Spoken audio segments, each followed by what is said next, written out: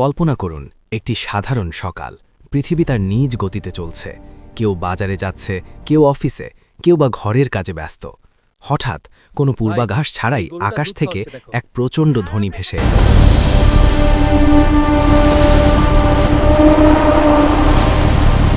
এমন এক গর্জন যা পৃথিবীর সমস্ত শব্দকে স্তব্ধ করে দিল। এটি কোনো বজ্রপাত নয়, কোনো বিস্ফোরণ নয়, এটি হজরত ইসরাফিল আলাইহিসসালামের শিঙারের প্রথম ফুৎকার। এই শব্দের তীব্রতায় পাহাড়গুলো কাচের মতো চূর্ণ বিচূর্ণ হতে শুরু করবে। যে হিমালয়কে আমরা অজেয় মনে করি, তা সেদিন ধ্বনিত তুলার মতো বাতাসে উঠতে থাকবে। আকাশ তার নীল রং হারিয়ে তামাটে হয়ে যাবে এবং চামড়ার মতো ফেটে চৌচির হয়ে পড়বে। সমুদ্রের শান্ত পানি উত্তাল হয়ে আগুনের মতো চলতে থাকবে। আপনি দৌড়াতে চাইবেন, কিন্তু দেখবেন আপনার চারপাশের ঘরবাড়ি, শহরনগর সব ধূলিসাৎ হয়ে যাচ্ছে। মা তার কোলের সন্তানকে ভুলে যাবে, গর্ভবতী নারীর গর্ভপাত হয়ে যাবে। মানুষ নেশাগ্রস্তের মতো দিক বিদিক ছুটবে, অথচ তারা নেশাগ্রস্ত নয়, বরং আল্লাহর আযাবের ভয়াবহতা হবে সেদিন অত্যন্ত প্রবল। দীর্ঘ এক বিরতির পর দ্বিতীয় ফুৎকার দেওয়া হবে।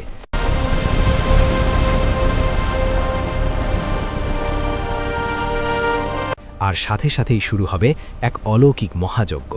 মৃত্তিকার গভীর থেকে, সমুদ্রের তলদেশ থেকে, ধূলিকণা থেকে প্রতিটি মানুষ পুনরায় জীবিত হয়ে উঠবে।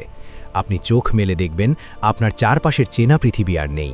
এটি এক নতুন পৃথিবী, এক বিশাল সমতল ভূমি, যেখানে কোনো উঁচু নিচু নেই, কোনো গাছপালা নেই, কোনো আড়াল নেই। এটিই হাসরের ময়দান। আদম আলাইহিসসালাম থেকে শুরু করে শেষ মানুষটি পর্যন্ত সবাই সেখানে সমবেত হবে। কোটি কোটি মানুষের এই ভিড়ে কেউ কাউকে চিনবে না। সবাই উলঙ্গ, খতনাবিহীন এবং রিক্তহস্ত। উম্মুল মুমিনিন হজরত আয়েশা রাদিয়াল্লাহু তাআলা আনহা যখন রাসূল সাল্লাল্লাহু আলাইহি ওয়াসাল্লামকে জিজ্ঞেস করেছিলেন, সেদিন কি মানুষ একে অপরের দিকে তাকাবে না? রাসূল সাল্লাল্লাহু আলাইহি ওয়াসাল্লাম বলেছিলেন, হে আয়েশা, সেদিনের অবস্থা এতই ভয়াবহ হবে যে কারো দিকে তাকানোর মতো মানসিক অবস্থা কারো থাকবে না। প্রতিটি মানুষ সেদিন শুধু এক ফোঁটা রহমতের জন্য হাহাকার করবে, কিন্তু কোথাও কোনো ছায়া থাকবে না। হাসরের ময়দানে সূর্যকে মানুষের মাথার মাত্র এক বিগত উপরে নিয়ে আসা হবে। বর্তমান পৃথিবী 9 কোটি মাইল দূরে থাকা সূর্যের তাপ আমরা সহ্য করতে পারি না, আর সেদিন তা থাকবে একদম কাছে। সেই প্রচণ্ড তাপে মানুষের মগজ টকবক করে ফুটতে থাকবে, পিপাসায় কলিজা শুকিয়ে যাবে। মানুষ তাদের নিজ নিজ আমল অনুযায়ী ঘামের সাগরে হাবুডুবু খাবে। কারো ঘাম হবে পায়ের গিট পর্যন্ত, কারো হাঁটু, কারো কোমর, আর পাপিষ্ঠরা তাদের নিজের ঘামেই ডুবে মরার উপক্রম হবে। দীর্ঘ সময় অতিক্রান্ত হলেও বিচার শুরু হবে না। মানুষ অস্থির হয়ে এক একজন নবীর কাছে গিয়ে সুপারিশ চাইবে বিচার কাজ শুরু করার জন্য, কিন্তু সবাই বলবেন নাফসি নাফসি, অর্থাৎ আমার কি হবে, আমার কি হবে। অবশেষে আমাদের নবী হজরত মুহাম্মদ সাল্লাল্লাহু আলাইহি ওয়াসাল্লাম সিজদায় লুটিয়ে পড়বেন এবং আল্লাহর অনুমতি নিয়ে সুপারিশ করবেন। তখনই শুরু হবে সেই মহাবিচার। আকাশ থেকে ফেরেশতারা সারিবদ্ধভাবে নেমে আসবে। আল্লাহর আরশকে 8 জন ফেরেশতা বহন করে নিয়ে আসবেন। পৃথিবী তার রবের নূরে আলোকিত হয়ে উঠবে।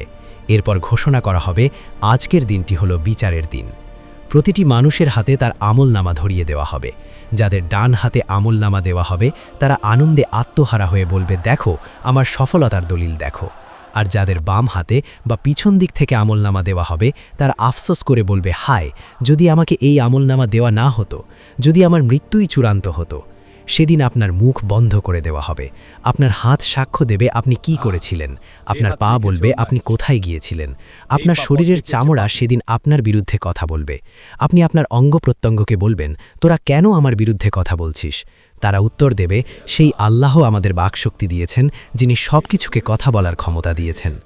সেদিন একটি তিল পরিমাণ ভালো কাজ বা মন্দ কাজও হিসাবের বাইরে থাকবে না। হিসাব শেষে আসবে মিজান, একটি বিশাল পাল্লা, যেখানে মানুষের ঈমান ও আমল মাপা হবে। যার নেকির পাল্লা ভারী হবে তার জন্য চিরস্থায়ী সুখ, আর যার পাল্লা হালকা হবে তার ঠিকানা হবে অতল গহ্বর। এরপর আসবে সেই চরম পরীক্ষা, পুলসিরাত। জহন্নমের উপর দিয়ে স্থাপিত চুলের চেয়েও সূক্ষ্ম এবং তলোয়ারের চেয়েও ধারালো এক পথ।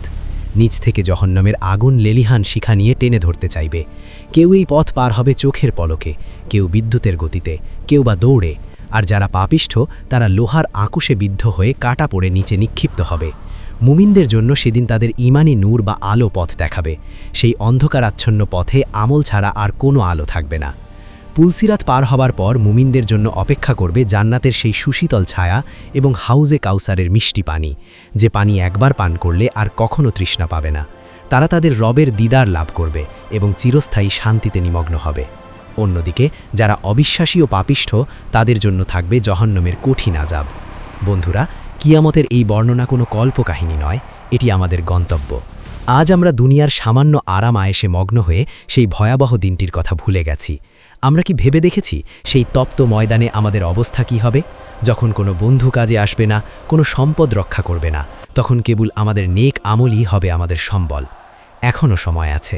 আমরা কি পারি না আমাদের জীবনকে একটু বদলে নিতে? আসুন সেই মহাপ্রলয়ের দিনের প্রস্তুতির জন্য আজই আল্লাহর পথে ফিরে আসি। আমাদের চ্যানেলে নতুন হয়ে থাকলে চ্যানেলটি সাবস্ক্রাইব করে সঙ্গে থাকুন। আল্লাহ হাফেজ।